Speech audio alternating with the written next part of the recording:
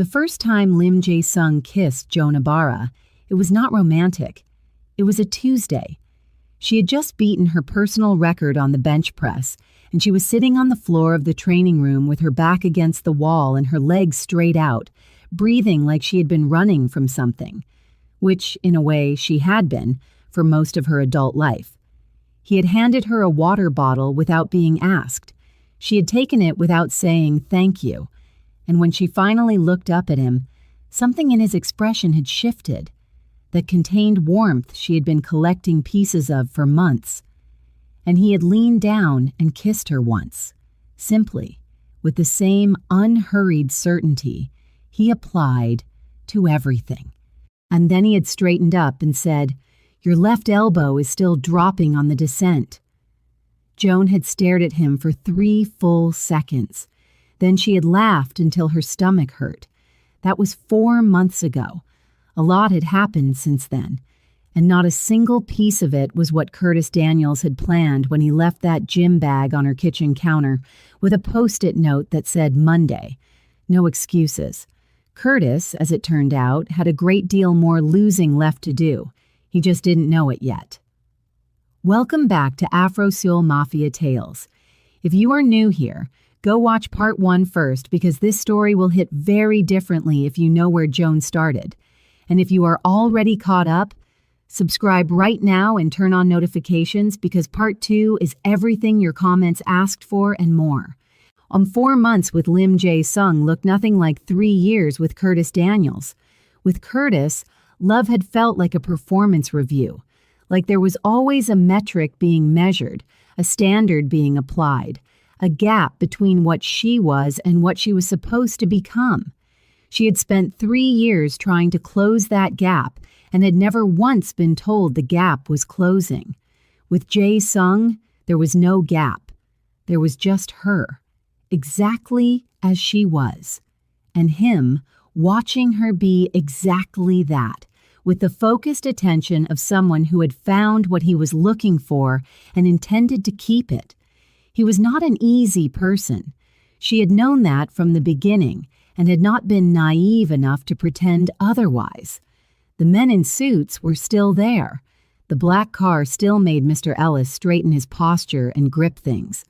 And the calls Jae-sung made, the ones he did not discuss with her, the ones that happened in his office with the door closed and resolved whatever needed to be resolved, those calls still happened. She had made her peace with the shape of his life because she had looked at it clearly and decided that what he was in the world and what he was with her were not the same conversation. What he was with her was present, completely, startlingly present.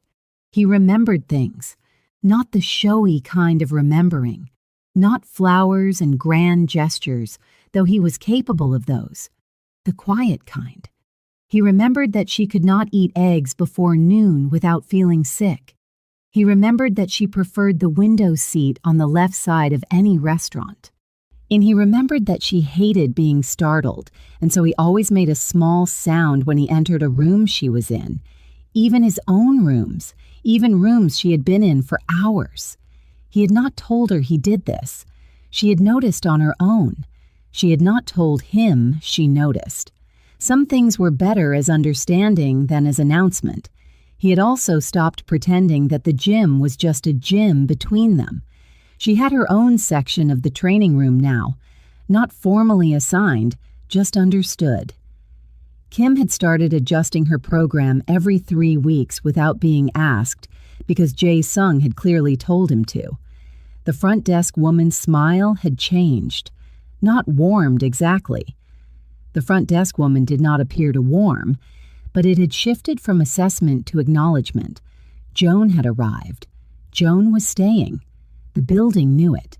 Adana, who had been managing a very careful expression of cautious support since the parking garage story, had finally cracked at brunch 3 weeks after Joan and Jae-sung's first official date. "Okay," she had said, putting down her fork.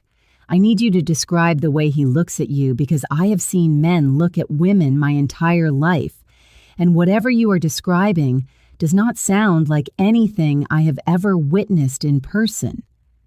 Joan had thought about it for a long moment. Like I am. Something he found that he was not expecting to find, she said. And he has already decided what to do about it. He just has not told me yet. Adana had picked up her fork again. Well, she had said, I hope whatever he has decided is good for you. So far, Joan had said, it has been very, very good for me. What Joan had not told Adana, because some things were for her and not for brunch, was exactly how good.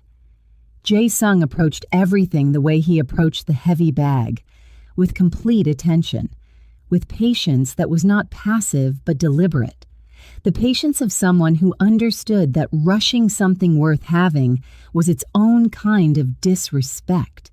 He had not rushed her, not once. Every step had been hers to take first, and every step she had taken toward him, he had met with the same steady certainty that had characterized him from the beginning. He was not the kind of man who performed desire. He did not flatter. He did not say things because they were the expected things to say.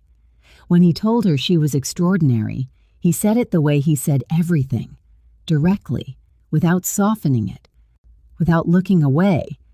And it landed differently than flattery did because it was clearly information rather than strategy. He had looked at her, fully, and arrived at a conclusion. And the conclusion was extraordinary. And he had said so. Joan had spent 3 years with a man who made her feel like a renovation project. She had forgotten what it felt like to be looked at by someone who found nothing requiring renovation. Jae-sung found nothing requiring renovation. What he found, and what he communicated through the particular quality of his attention, through the way he watched her talk about things she cared about, the way his eyes followed her across rooms, with the way he positioned himself in relation to her in public spaces, with the unconscious certainty of someone who had already decided where he belonged, was that she was already the thing. Not a draft, not a potential. The finished thing, exactly as she was. It was, Joan had concluded, the most quietly devastating thing she had ever experienced. The first time she had stayed at his apartment, a space that was exactly what she expected. Spare, precise, the kind of clean that came from discipline rather than effort. She had stood in the middle of his living room and looked at the city through the floor-to-ceiling windows and felt the specific freedom of being somewhere she had chosen entirely for herself. He had come to stand behind her, not touching her, just there, the way he was always just there, present without demanding, close without crowding.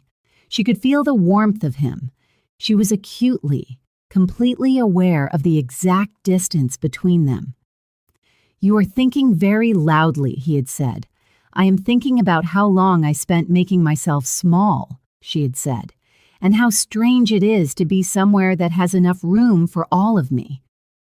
He had put his hands on her shoulders then, turned her around slowly, looked at her in that way that she had stopped trying to describe to other people, because language was insufficient to it, not because the words did not exist, but because describing it required describing what it felt like to be seen completely, and that was a feeling she had not had a name for until recently. "There is room," he had said simply. "Take all of it." She had, and then the city had glittered below them, and the night had stretched long and unhurried, the way nights do when you are with someone who does not make you feel like you are running out of time, and neither of them had thought about Curtis Daniels once. Not once.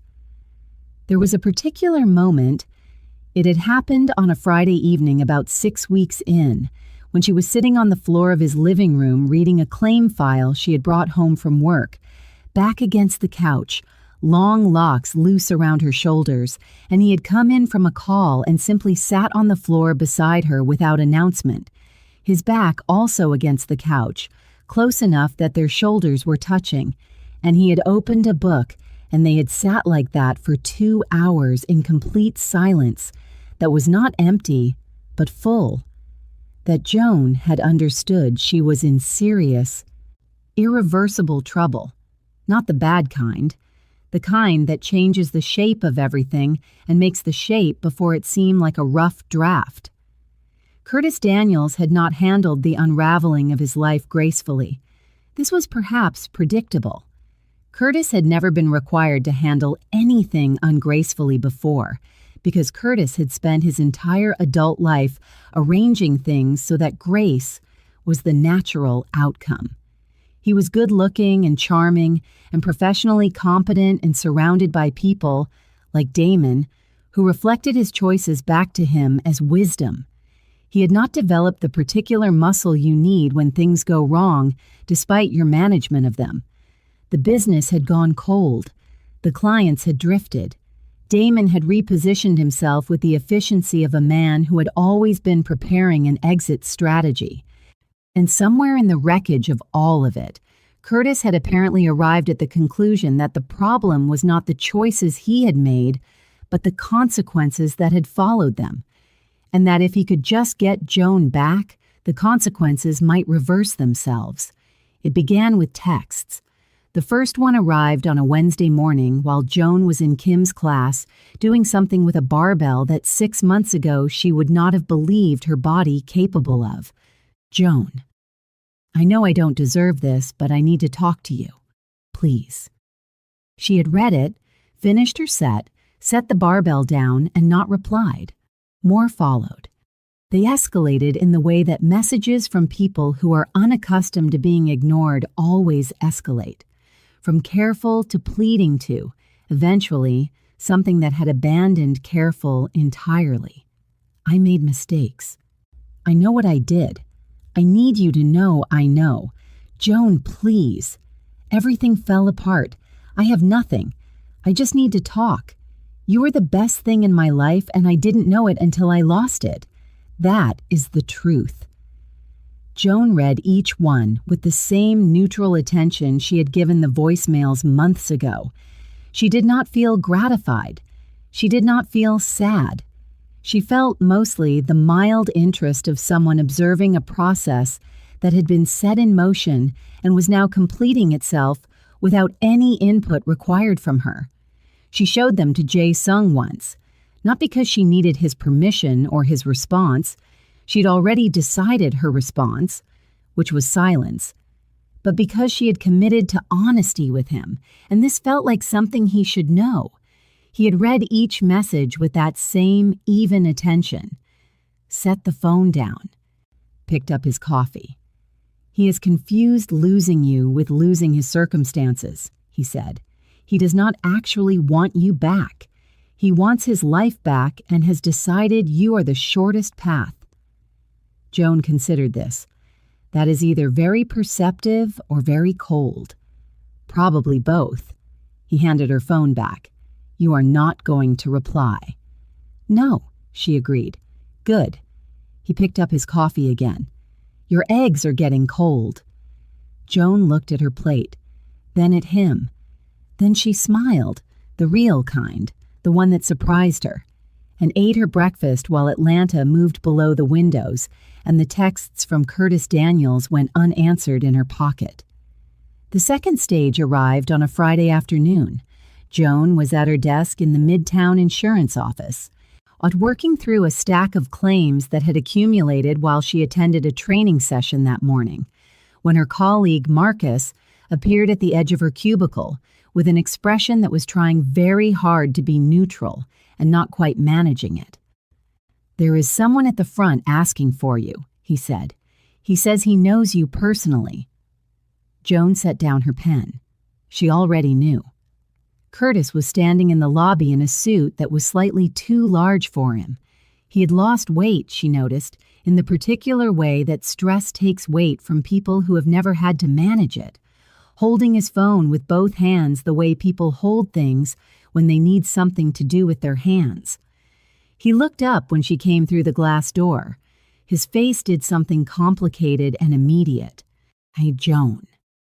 Her name in his mouth sounded different than it used to, smaller, like something he was asking permission to say. Curtis. She stopped 6 feet from him, folded her arms, not defensively, just as a way of being clear about the distance. This is my workplace. I know, I'm sorry, you weren't responding and I needed to.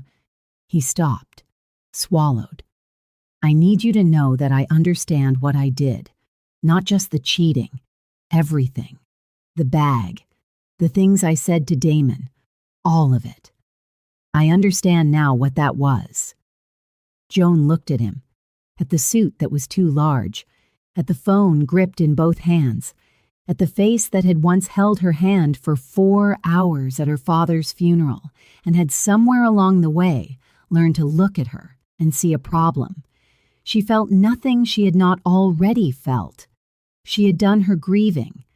She had done it in 11 minutes in a parking lot in Kirkwood, and then again in her car on the way to Adana's, and then again, quietly, over several nights in her apartment, before Jae-sung started appearing in unreasonable places, and the grief had eventually run out of room. I believe you, she said. I believe you understand it now. He exhaled with the relief of someone who has been holding something. Then can we? No, she said, simply, without cruelty. Understanding what you did is not the same as it being undone, and I am not available to help you feel better about it. She unfolded her arms.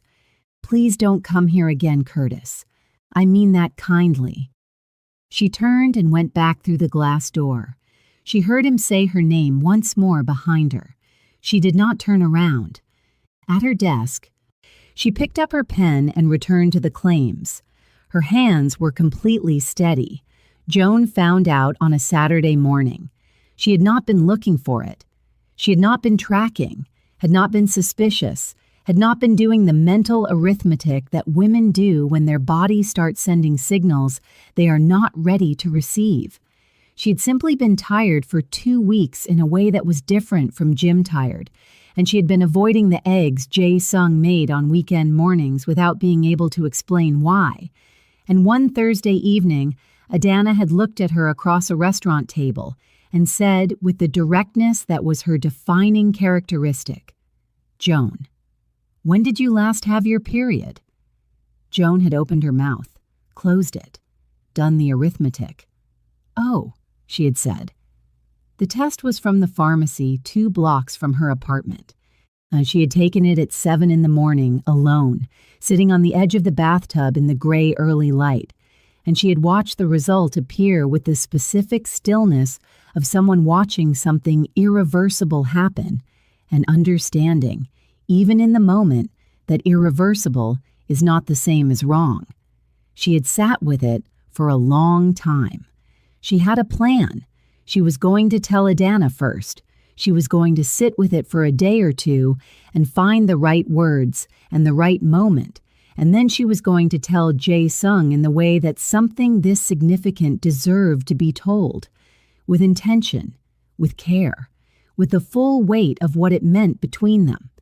She had wrapped the test carefully in tissue and placed it at the bottom of her bathroom bin. She came home from Adana's that Saturday evening to find him in her kitchen making jollof rice. He had learned, specifically because it was hers, the way she made it, and the apartment smelling warm and familiar and right. She set her bag down. He turned from the stove, and the look on his face stopped her completely. Not surprise, not alarm, something much more careful than either of those things. Jae-sung, she said slowly. He reached into the pocket of his jacket, which was hung over the kitchen chair, and placed something on the counter between them. The pregnancy test, still wrapped in tissue, slightly unfolded. Joan stared at it, then at him. You went through my bin." "I was replacing the bin liner," he said. "It is a domestic task, not surveillance." A pause. "I was not looking for it." "But you found it." "Yes." The jollof rice simmered on the stove. The city moved outside the window. Joan looked at the test on the counter and then at the man standing in her kitchen who'd been replacing her bin liner because he noticed when domestic things needed doing and simply did them without announcement. "I was going to tell you," she said. "I had a whole plan." "Oh." His voice was entirely steady. "What was the plan?" "I was going to find the right words." "And did you find them?" She looked at him, at the face that had turned around in a training room 4 months ago, and looked at her like she was simply a person present in his space, and he was deciding what to do about it. And at the man who had counted 9 days and admitted he noticed when she was gone, who had stationed people in a parking garage and made calls that rearranged the professional landscape of Atlanta, and learned to make jollof rice and remembered which side of the restaurant she preferred and made a small sound when entering rooms so she would not be startled. "I'm pregnant," she said. The right words, as it turned out, were the simple ones. Something moved across his face, not the ghost of a smile, not contained, not partial. The full thing, complete and unguarded, the most open expression she had ever seen on him, and underneath it, something that looked very much like a man who had been waiting, without knowing he was waiting, for exactly this. And he crossed the kitchen in 3 steps and put his hands on either side of her face and kissed her. Not briefly, not carefully, with the full force of everything that had been building since a Tuesday in a training room when she had laughed until her stomach hurt. When he finally pulled back, his forehead was against hers. His eyes were closed. "The rice," Joan said. He turned off the stove without letting go of her face. "Jae-sung," she said. "Are you all right?" He opened his eyes, looked at her. "I am," he said. "Considerably more than all right." Joan laughed, the real kind, and he watched her laugh the way he always did, like he was filing it in a place he would never let anything touch. The Atlanta Business Excellence Dinner was held every year at the Grand Hyatt in Buckhead. Black tie, open bar, the kind of event where deals were made over dessert and reputations were either solidified or quietly destroyed between the appetizer and the main course. This year, Lim Jae-sing was receiving the Commercial Development Award for the Auburn Avenue Revitalization Project, the legitimate face of work that had also, in its less documented aspects, restructured 3 blocks of Atlanta real estate in ways that the city's zoning board had eventually stopped questioning. Joan had known about the dinner for 3 weeks. She had bought a dress, deep burgundy this time, silk again, because silk was apparently what her body wanted to be in when she was walking into rooms that mattered. And she had told Adana about it over the phone, while Adana made a sound that was approximately 90% delight and 10% vindication. And she had not known Curtis would be there. She should have anticipated it. The Atlanta business community was not infinite. The dinner was the kind of event that Curtis, at the height of his career, would have attended without question. The question was whether Curtis, at the current low point of his career, still had the connections to get through the door. He did. Barely. She saw him across the room 30 minutes into the cocktail hour, standing with one man she didn't recognize, holding a drink he was not quite finishing, wearing a suit that fit him better than the one he'd worn to her office, but still carried the particular energy of a man who was performing confidence he did not entirely feel. He had not seen her yet. She turned back to the conversation she was having with Jae-sung and a property developer from Savannah, and she did not mention it because it did not require mentioning. Curtis was a fact of the room. He was not a fact of her evening. Jae-sung, who noticed everything, had already seen him. She knew because of the way his hand, which had been resting on the small of her back in the easy, proprietary way he had developed over the past month, not possessive, just certain, had settled more deliberately, not tighter, just more present, a communication between the two of them that required no words. I see him. I have assessed him. He is not a concern. You are what I am paying attention to. Joan had let her shoulder relax slightly into his side. Her own communication. I know. I am fine. Continue. They continued. But Joan was aware, or in the peripheral way of someone who has excellent situational instincts and has been further sharpened by months in proximity to a man who missed nothing, that Curtis had found them by the time they moved into the dining room. She could feel the weight of his attention from across the space, not threatening, not aggressive, just the helpless gravitational pull of someone who cannot stop looking at what they have lost. She did not look back. She walked into that dining room on the arm of Lim Jae-sung in her deep burgundy silk and her locks pinned up, and she felt herself take up every inch of the space that belonged to her, and it felt effortless in the way that things feel effortless when you have finally stopped fighting the fact that you deserve them. Curtis saw them at the dinner table.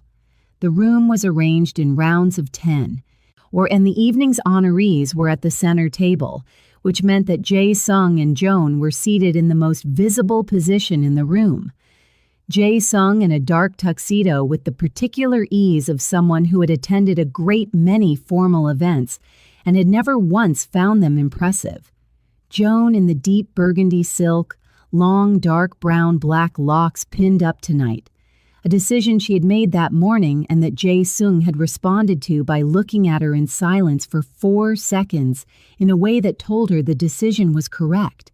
Curtis was 3 tables away, close enough to see everything, far enough to have no reasonable basis for approach. Joan watched him register the situation in stages. First Joan, and the dress, and the locks pinned up, and the way she was sitting, not on the edge of her chair, not taking up the minimum necessary amount of space, but fully present in her seat, the way a person sits when they are completely comfortable with where they are.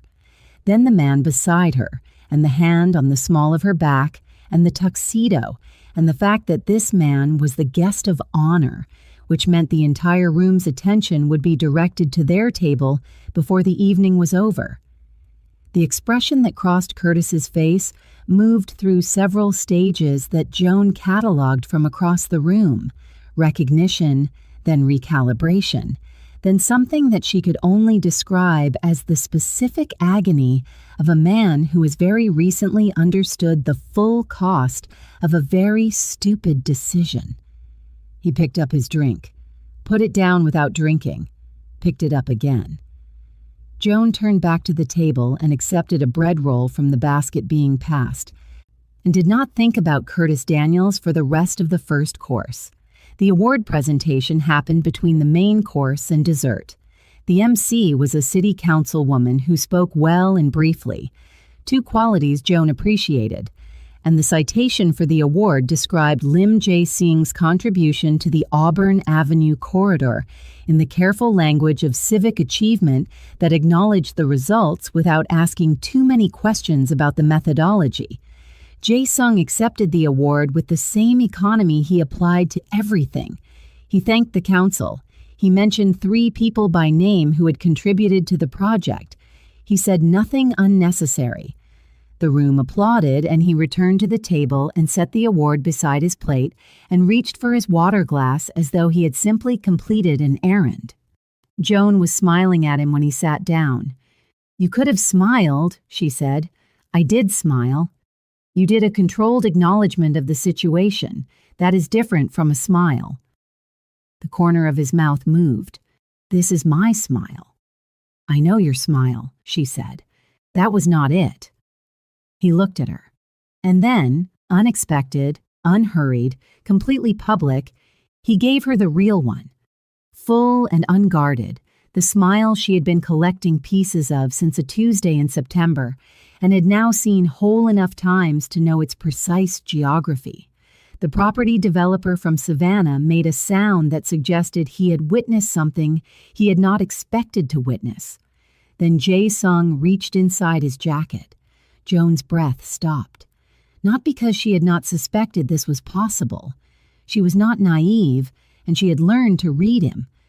And she had noticed 3 weeks ago that he had taken a call he walked out of the room for, which he almost never did, and that afterward he had been slightly more deliberate with her than usual in a way she had filed but not questioned. Not because she was unprepared, because preparation, it turned out, was entirely insufficient to the actual moment. The box was small and dark, and he placed it on the table between them with the same unhurried certainty he had placed everything important in her life. The water bottle, his hand over hers in the restaurant, the pregnancy test on the counter, simply, without theater, with the full weight of what it meant. Around them, the dinner table had gone quiet. The property developer from Savannah had put down his fork. The guests nearest them had begun to understand that something was happening. The 3 tables away, Curtis Daniels had gone completely still. "Jonah Barra," Jae-sung said, quiet enough that it was only for her, even in a room full of people. "You came into a building I owned for entirely the wrong reasons. You turned the wrong corner. You walked into a room you were not supposed to walk into, and you looked at me like I was simply a person in your space, and you were deciding what to do about it." He paused. "I have been deciding what to do about you ever since." Joan's eyes were doing something she had not given them permission to do. "I have a list," he said, "of everything you are, every opinion, every certainty, every time you ordered what you wanted without looking at me to see if it was acceptable, every time you laughed before you could stop yourself, every time you picked up a weight and were surprised by what your body could do, every time you walked into a room and took up every inch of space that belonged to you without apology." He held her gaze. "I am not finished with the list. I do not intend to be, but I would like, if you will allow it, to be the one who keeps adding to it." He opened the box. "For the rest of my life."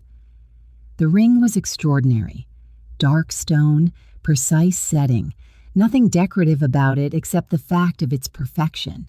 The kind of ring selected by someone who had looked at a woman with complete attention and chosen the exact thing that matched what he saw. Not delicate, not soft, strong and exact, and entirely certain of itself. Joan looked at the ring, then at him, at the face that had turned around in a training room and looked at her like she was present in his space, and he was deciding what to do about that. At the man who had said, "Your form is going to cost you your shoulder," and kissed her, and then commented on her elbow.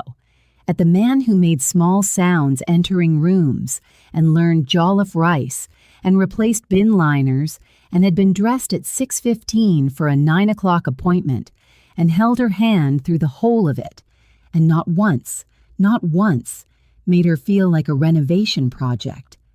"Yes," she said. The right word, as before, was the simple one. He placed the ring on her finger. Then he looked at her, and she looked at him, and the room, which had fully understood what had happened at the center table, erupted in a wave of applause and sound that washed over both of them. Joan laughed, and the real kind, unexpected and genuine and completely uncontrolled.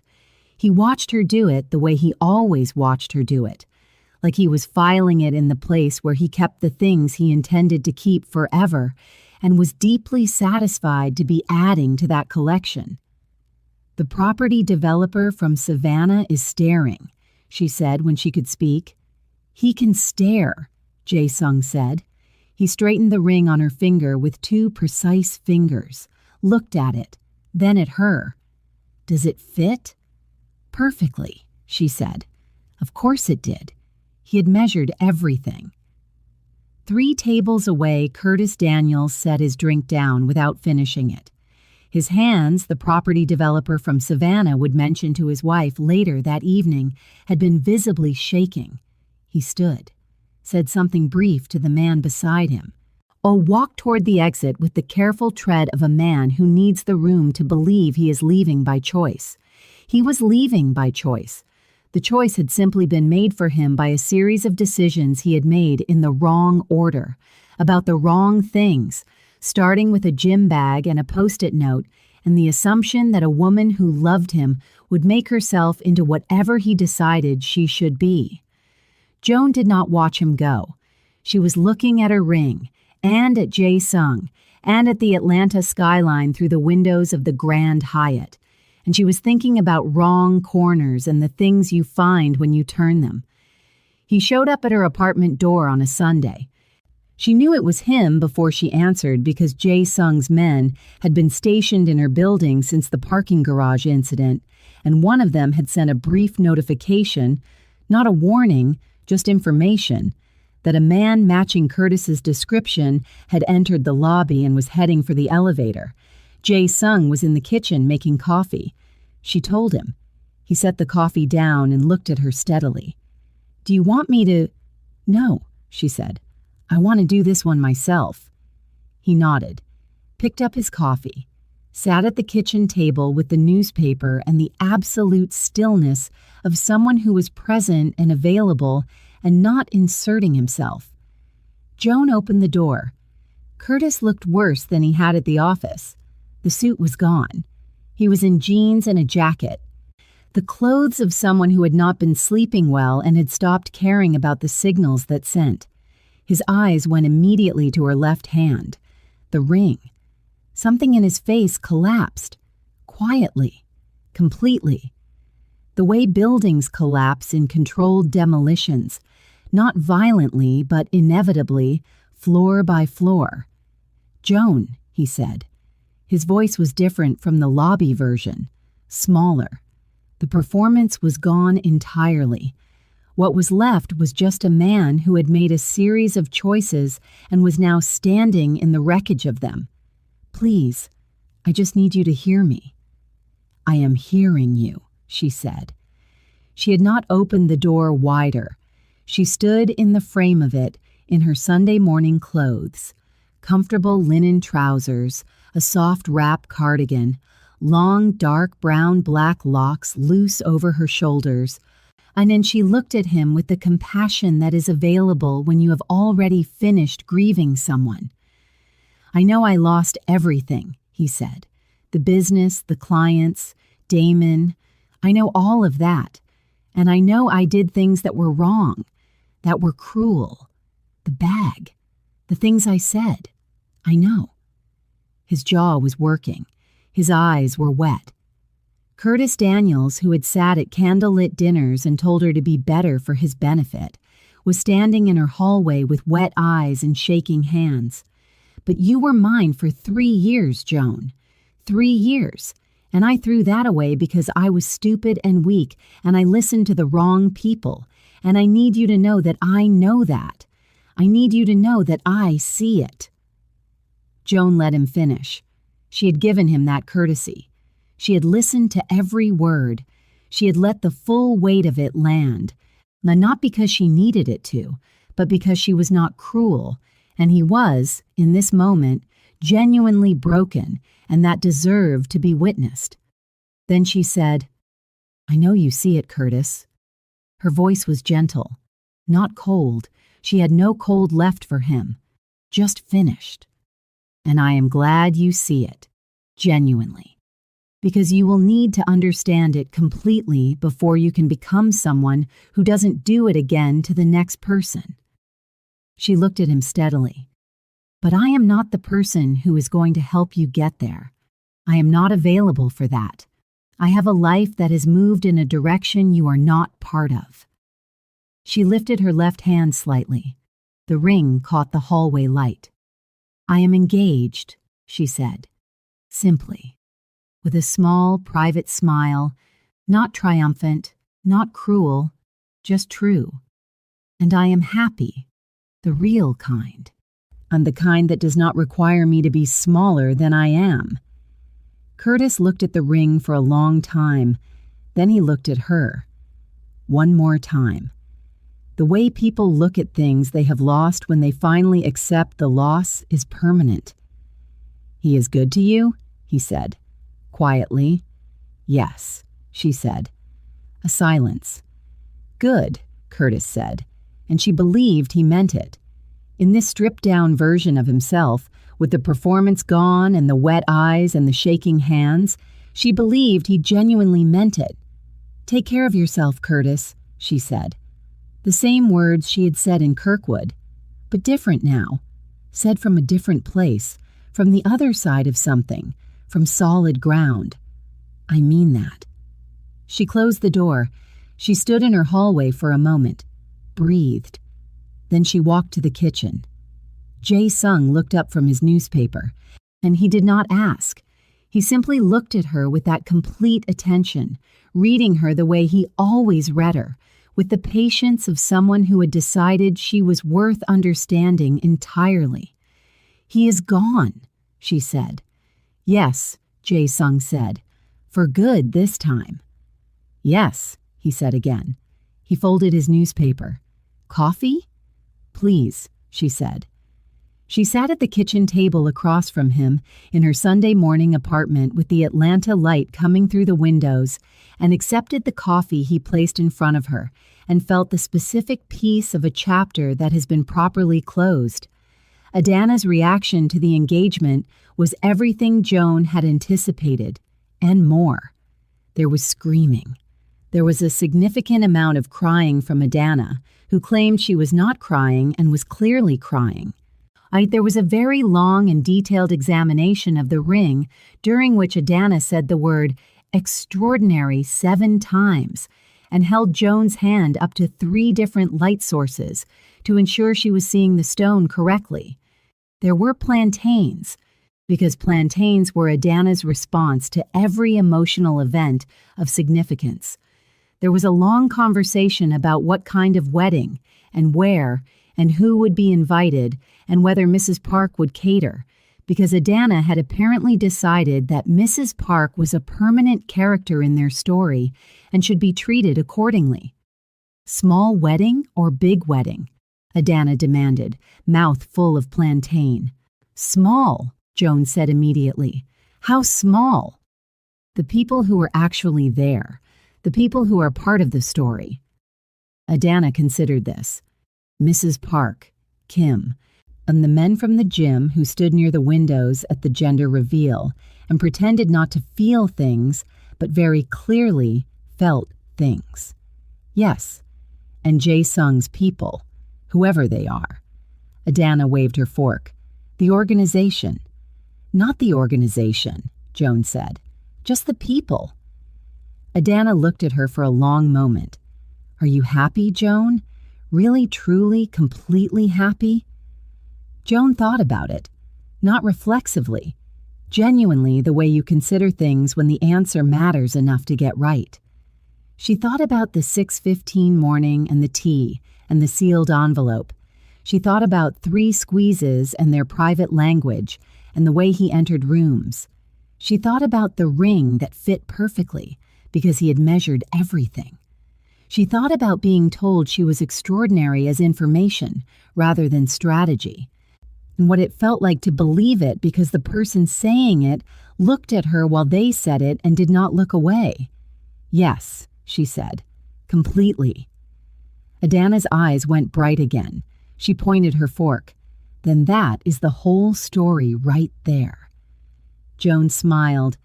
"It is not the whole story. There is still the gender reveal." Adana put her fork down. "Right," she said, in a completely different voice. "About that, I need you to prepare me. I have already cried twice today, and I do not have the structural integrity for a 3rd time." "You are going to cry a 3rd time," Joan said. "I know," Adana said. "I just want to be on record as having said I was unprepared." Joan lay in Jae-sung's apartment. Their apartment now, practically speaking. The way that things become official before they are officially official, and looked at the ceiling while Atlanta moved below the windows in its usual indifferent way, and she thought about all the versions of this moment that had not happened. The version where she had stayed with Curtis and made herself smaller and smaller until there was not enough of her left to find. The version where she had never gone to that gym, never turned that wrong corner, never stood in that doorway watching a man work a heavy bag with the kind of focus that felt private. The version where she had taken the other exit from the parking lot that first day and never walked past the hallway at all. She felt Jae Sing's hand find hers in the dark. He was awake. He was always aware of her, even in sleep, even in the particular quiet of 2 in the morning. "You are thinking loudly again," he said. "I am thinking about wrong corners," she said. And I am glad I turned every single one." His hand tightened on hers 3 times. Their language. She squeezed back. "Jae Sung," she said. "Yes. Thank you," she paused, "for noticing, for counting the days, for all of it." He was quiet for a moment. In the dark, she could feel the quality of his attention, complete as always, and turned fully toward her. "You walked in," he said. "All I did was pay attention." "That," Joan said, "is actually everything." He brought her hand up, pressed his mouth to the ring on her finger, then set it back down and held it and did not say anything else, and she did not need him to, because she had learned that his silences were as full as his words. And this one was full of everything that had been building since day 9 at a gym called Apex, when he had sat next to her on a machine he had not needed to sit next to her on and said, "You have been here 9 days." She fell asleep with his hand in hers, and Atlanta below the windows, and tomorrow waiting, warm and patient, with its sealed envelope and its bakery box, and the room full of people who had been part of the story from the beginning. She was not afraid of what the cake would be. She was simply, completely ready. The appointment was on a Thursday morning at 9. Joan and Jae Sung had agreed, in the way they agreed on most things, which was without extensive discussion, because they had learned to read each other well enough that extensive discussion was rarely necessary, that they wanted to find out. Not because uncertainty was uncomfortable, but because Jae Sung had said, with complete seriousness, "I would like to begin making specific preparations," and Joan had understood that for a man who managed the variables of his entire professional life with precision, the idea of an unspecified baby was a genuine logistical challenge that she found, privately, extremely funny. She had not told him she found it funny. She had simply agreed to find out. The morning of the appointment, she had woken up at 6 to find him already dressed, standing in her kitchen making tea because she could not do coffee right now, and he had quietly stopped making it in her presence without being asked. He was wearing dark trousers and a dark shirt, and he was looking at his phone with the expression he wore when he was processing information, and when she had padded in her sleep clothes and locks loose and morning face fully visible, he had looked up, and that expression had shifted into the one she loved most, the contained warmth, the complete attention, the look that said, "There you are. I was waiting." "You are already dressed," she had said. "It is 6:15, he had said. "The appointment is at 9. "Yes." He had handed her the tea. "I am aware." Joan had looked at him, at the man who ran an organization that moved through Atlanta like weather, who had made cases go cold and property owners reconsider their attachments and positioned men in parking garages to protect a woman who had walked into a building for the wrong reasons. This man, who was already dressed at 6:15 for a 9 o'clock appointment because apparently the news they were about to receive required a 2-hour and 45-minute preparation window. She had drunk her tea and not said anything and loved him completely in that moment. The doctor had asked if they were ready. They had both said yes at the same time, in exactly the same tone, and the doctor had smiled. Jae Sing had taken Joan's hand during the appointment and not let go. She had felt his grip change at a specific moment, tighten once, then release to something steadier. And she had understood that whatever was being confirmed was landing in him the same way the pregnancy test had landed in that unguarded place beneath everything he managed. They had left the doctor's office with an envelope, sealed. Instructions given to Adana with very specific requirements about the bakery and the color and the timing. They had driven home in the particular silence of two people holding something enormous and having agreed, together, to wait a little longer before opening it.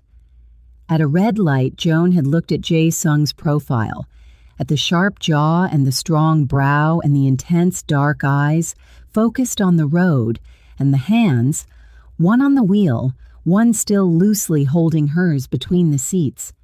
"Are you all right?" she had asked. He had looked at her. That look, the unguarded one. "I am," he had said, "completely and entirely all right." The light had changed. He had driven, and Joan had held his hand and looked at Atlanta going past the windows and thought and understood, completely and finally, that none of it had been wrong. And it had all been the path, every single piece of it. They had told no one except Adana and Mrs. Park, who had been informed at dinner the previous week and had responded by bringing out an extra dish of paging and saying, in Korean, something that Jae Sung had translated as approximately, "It was time." Adana's apartment on Saturday afternoon smelled like the bakery box she had picked up that morning, and the jollof rice Mrs. Park had insisted on contributing, and the particular warmth of a space that has been prepared for something that matters. The people who mattered were Adana, who had been vibrating with contained energy since Thursday when Joan had sent a single text that said the appointment was done and the envelope was sealed. Mrs. Park, who had arrived first, as she always arrived, on with food and the particular dignity of a woman who had seen a great deal and was quietly glad about this specific development. Kim from the gym, who had been included because he had been there, had been part of the building, part of the months, part of the slow construction of something that had begun as a woman lifting a weight wrong and become this. And two of Jae Sung's men from the gym, who stood near the windows with their customary quietness, and who Joan had learned, over months, were not as without feeling as their professional posture suggested. Jae Sung stood beside Joan with his hand in hers. He was wearing a dark shirt and dark trousers, his version of casual, which looked more put together than most people's formal, and he was looking at the bakery box on Adana's coffee table with the expression of a man who was managing something very carefully. Joan squeezed his hand. He squeezed back. 3 times. Their private language, developed without discussion. "Okay," Adana said from across the room, voice pitched 2 notes above her normal register. "I cannot stand this. Someone open the box." "You open it," Joan said. "You have been waiting longer than anyone." "That is factually untrue. You have been waiting since Thursday." "Adana," Jae Sung said quietly. He did not say please. He did not need to. His voice had that particular quality that resolved situations without requiring volume. Adana opened the box. The room went completely quiet. Joan felt Jae Sung's hand tighten around hers. And not her 3-squeeze language, just a grip. Involuntary. Complete. The grip of someone who has been managing something carefully and has, for one unguarded moment, stopped managing it. She turned to look at him. His face was doing the thing she loved most. The unguarded version, the one that only appeared in moments he had not anticipated and could not contain. Intense dark eyes bright with something she had never seen in them before, and recognized immediately as the specific wonder of a person receiving something they did not know how to have prepared for. "Jae Sung," she said softly. He looked at her, and she saw it. Everything he was, everything he had built and maintained and controlled, all of it in this moment beside the point. When what was left was just a man in Adana's apartment on a Saturday afternoon, holding the hand of the woman he had counted 9 days for, and finding out something that was going to change the shape of everything. "Okay," said Adana from across the room, voice cracking completely. "I am going to need everyone to look at this cake right now." The room looked at the cake, and Atlanta held its breath. Joan Ibarra, soon to be Lim, looked at the cake in the box on Adana's coffee table.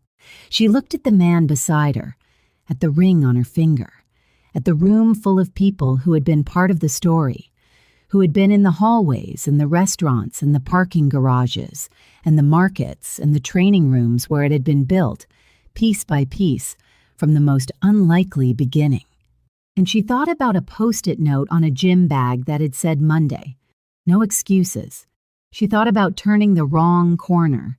She thought about the heaviest weight she had ever lifted and a voice that said, without urgency, without alarm, "Your form is going to cost you your shoulder." And she thought, look where the wrong corner took me. She squeezed Jae-sung's hand 3 times. He squeezed back, and they looked at the cake. "And that is where I am going to leave you. I know, I know." Drop your guess in the comments right now, boy, girl, or twins, and let me know if you want part 3, because Joan and Jae-sung's story is not finished and neither is yours. If this story gave you something today, if you felt even one moment of Joan in yourself, please like this video, share it with someone who needs to hear it, and subscribe so you are here when the next chapter drops. I make these for you, every single one. See you in part 3.